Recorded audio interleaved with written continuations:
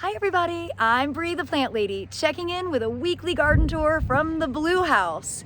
We are the second week of April. I have been working really hard at getting some of the beds weeded in anticipation of my being gone for a month. And I thought that this week I would actually start at the wave bed because I'm so proud of the fact that I did get this weeded and reseeded. Fingers crossed it's gonna look awesome for the garden tour on May 17th and 18th. Well, hopefully you watched the video of me actually doing the work, getting this weeded and reseeded. That was just a few days ago. Nothing's germinated yet. I am so grateful that we had some rain.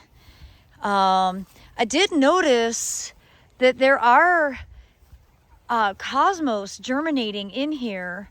I'm gonna find some for you. They were mostly over in this area. And so that would be great for cosmos to go ahead and get a start. Now it gives something that will look really nice for the summer season. Yeah, here we go. I think they're cosmos at least. I think that's what these are right here. We do have a nice amount of larkspur, just hoping that it bulks up and gets bigger. I mean, it looks like it might actually bloom and it's just really like dwarf.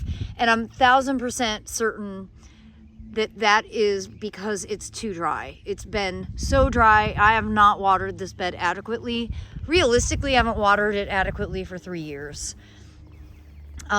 This area is doing a lot better. It's also full sun, so big difference there compared to here and then up there where it's even shadier. So there's no question that this bed needs to be adapted for the reality of the tree cover, the tree canopy, which you can see this Castanopsis is about to flower. It is a terribly smelling flower.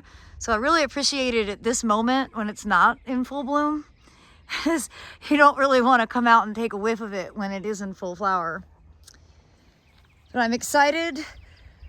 Hopefully by next week at this time, a lot of the seeds will have germinated and this bed will really start to make a lot more sense.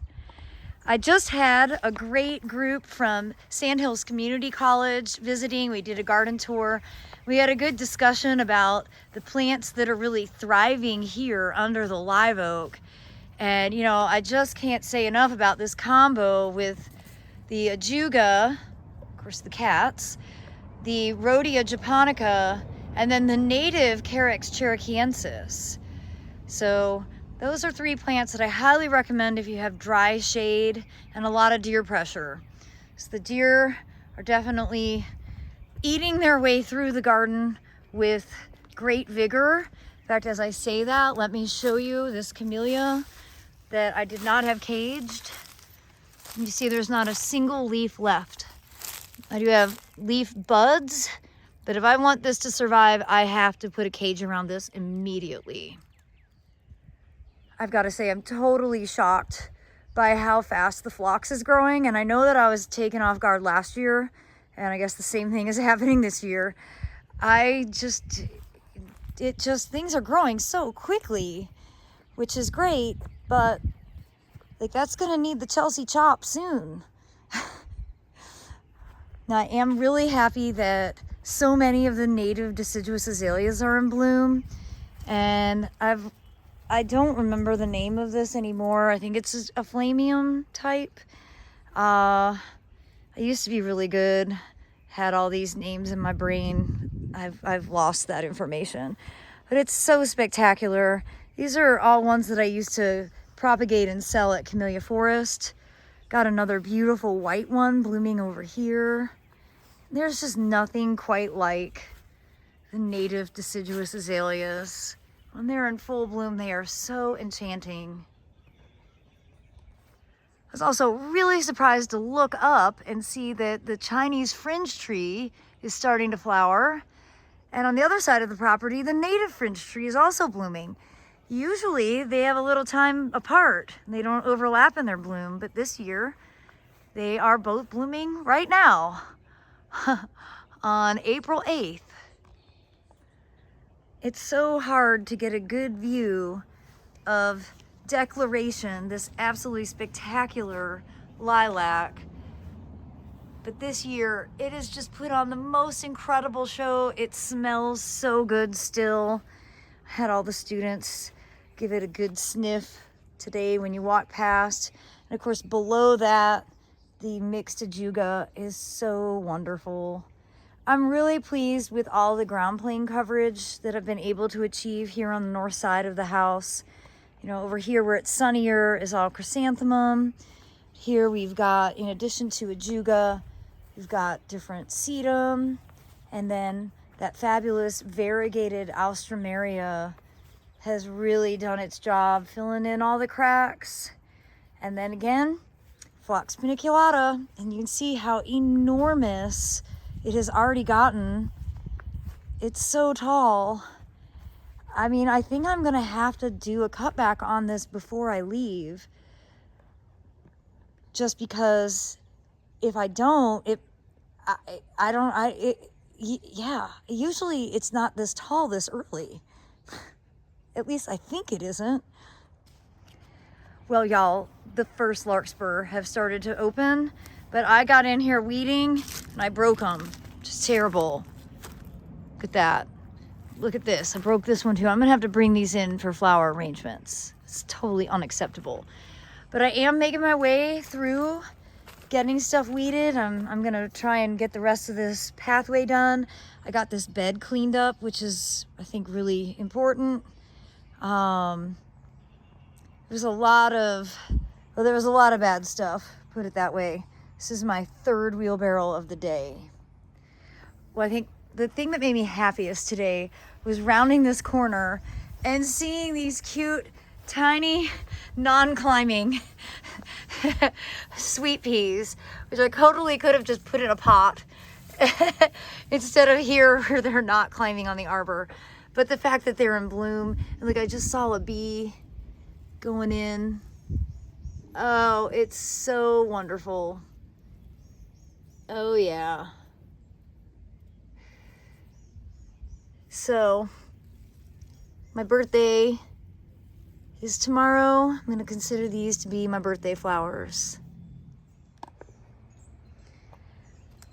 Well, my caging of the pool seems to be working, and I think it looks less crazy than it being an upright cage.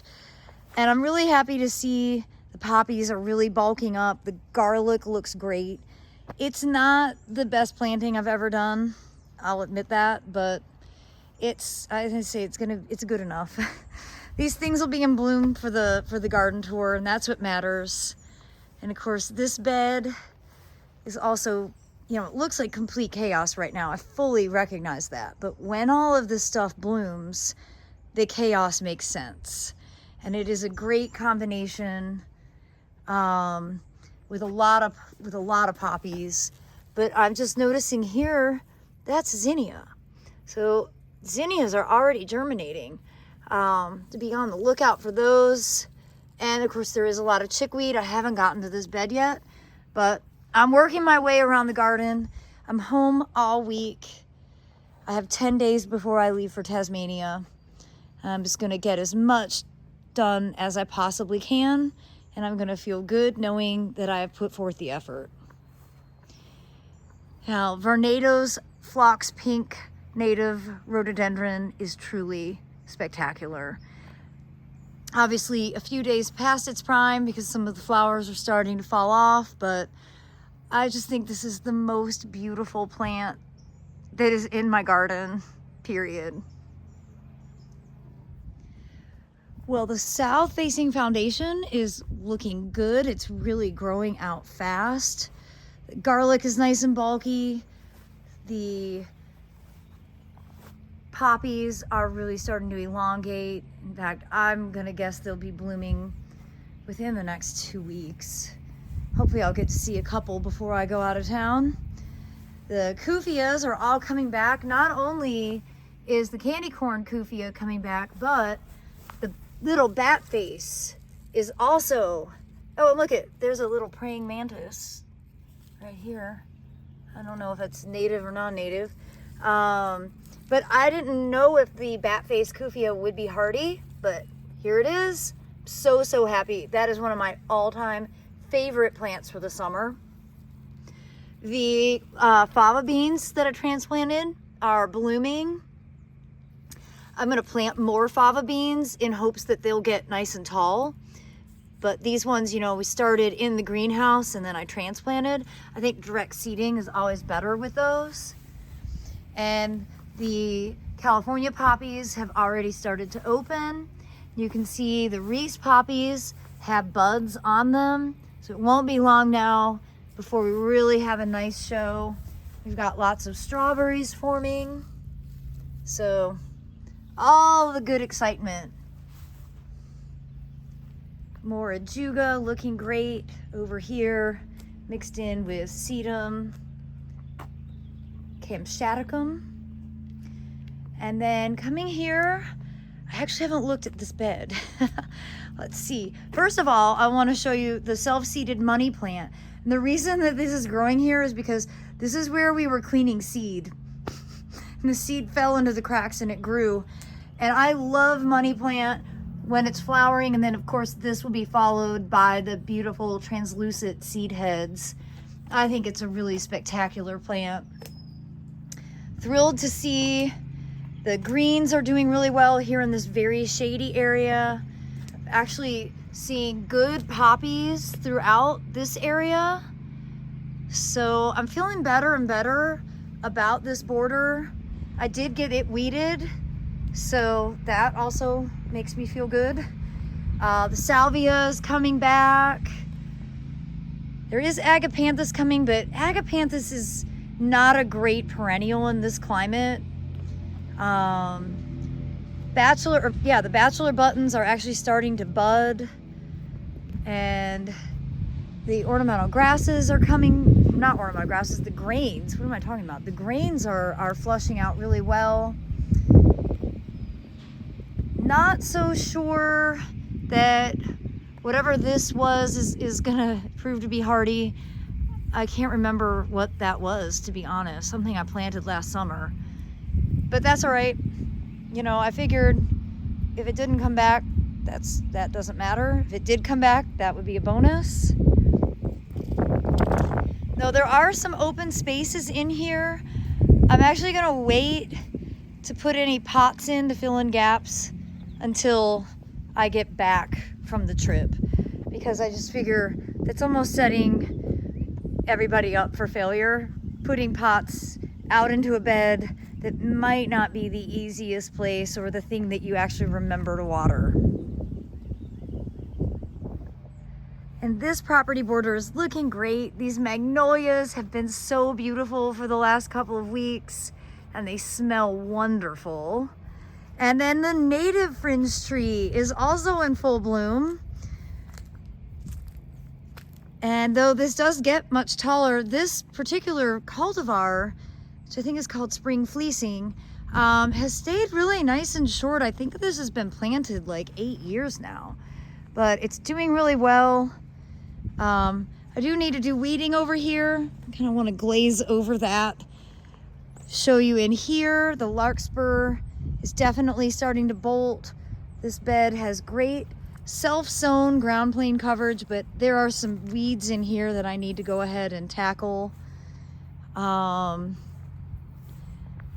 cryptomeria that I named, Cryptomeria japonica champagne, is flushing out nicely right now.